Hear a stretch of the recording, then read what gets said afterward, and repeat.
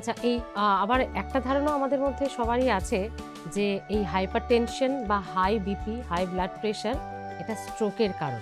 মানে এটা যাদের থাকবে তাদের কখনো না কখনো, বা সেটা যদি খুব আনলিমিটেড হয়ে যায় তাহলে স্ট্রোক হতে পারে। তো স্ট্রোক কি শুধু হাই প্রেশারের জন্যই হয়? আমার তো মনে হয় স্ট্রোক জিনিসটা কি সেটা বেশিরভাগ মানুষ বোঝেন না। দেখবেন একটা কথা খুব লোকে বলে, স্ট্রোক হার্টের স্ট্রোক, ব্রেনের স্ট্রোক। প্রথম কথা, স্ট্রোক জিনিসটা শুধু ব্রেনেরই হয়, এটা প্রথম হার্টে কথা। কোনো স্ট্রোক হয় হার্টের না? স্ট্রোক বলে কিছু হয় না। হার্টে যেটা হয় ওটা heart attack. Heart attack stroke ব্রেনেই ইটস হয়। Completely a term for brain, মস্তিষ্কের জন্যই স্ট্রোক। তো স্ট্রোক ব্যাপারটা কি?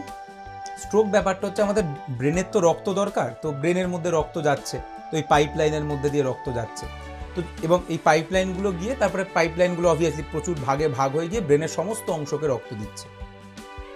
এইবার যদি কোনো একটা পাইপলাইনে কোনো একটা সমস্যা হয় যার জন্য ব্রেনের কোনো একটা অংশে রক্ত যদি না পৌঁছায়, তাহলে ব্রেনের সেই জায়গাটার কাজ করতে পারছে না, এটাকেই আমরা স্ট্রোক বলি। তাহলে স্ট্রোক মানে হচ্ছে ব্রেনের কোনো একটা জায়গায় রক্ত পাচ্ছে না। কেন রক্ত পাচ্ছে না? কারণ যে পাইপটা দিয়ে ওই জায়গাটাতে রক্ত যাচ্ছিল সেই পাইপে গন্ডগোল হয়েছে। এখন গন্ডগোলটা কি হতে পারে?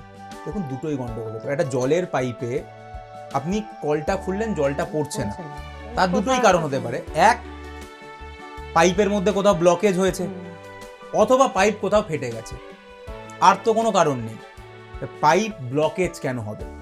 অবভিয়াসলি আপনার লাইফস্টাইল খারাপ, আপনার সুগার আছে, আপনার লিপিড প্রোফাইল খারাপ, তো আপনার চর্বি জমেছে, নোংরা জমেছে, পাইপ ব্লক হয়ে গেছে। তাহলে এইগুলো যদি হয় তাহলে আপনার স্ট্রোক হতে পারে। আর দ্বিতীয় কারণ, পাইপ ফেটে গেছে। কিন্তু পাইপ ফাটবে কেন?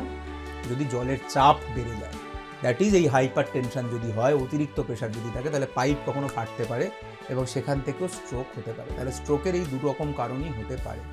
একটা কারণ যেরকম অনিয়ন্ত্রিত ব্লাড প্রেশার, যার জন্য পাইপ ফেটে যাবে এবং আপনার ব্রেন রক্ত পাবে না, স্ট্রোক হবে।